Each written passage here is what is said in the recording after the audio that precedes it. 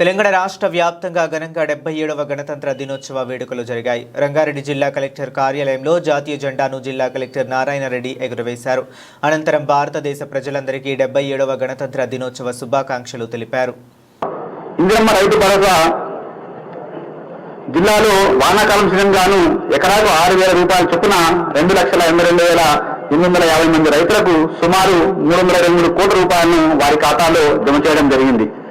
రైతు బీమా మరణించిన రైతు కుటుంబాలకు సామాజిక మరియు ఆర్థిక భద్రతను కల్పించడానికి రాష్ట్ర ప్రభుత్వమే ప్రీమియం చెల్లించింది. అమలు చేస్తున్న రైతు బీమా పథకం ద్వారా జిల్లాలో 2025-26 సంవత్సరంలో 289 మంది రైతు మరణాలు నమోదు కాగా సుమారు 14,45 లక్షల రూపాయలను రైతుల యొక్క నామినీ ఖాతాలో జమ చేయడం జరిగింది. రైతన్నలకు 2 లక్షల రూపాయల వరకు పంట రుణమాఫీ. రాష్ట్రంలో రైతులు ఎదుర్కొంటున్న ఆర్థిక ఇబ్బందులను దృష్టిలో ఉంచుకొని వ్యవసాయ కార్యకలాపాలు స్థిరంగా ఉండేలా రాష్ట్ర ప్రభుత్వం పంట రుణమాఫీ పథకాన్ని విజయవంతంగా అమలు చేసింది.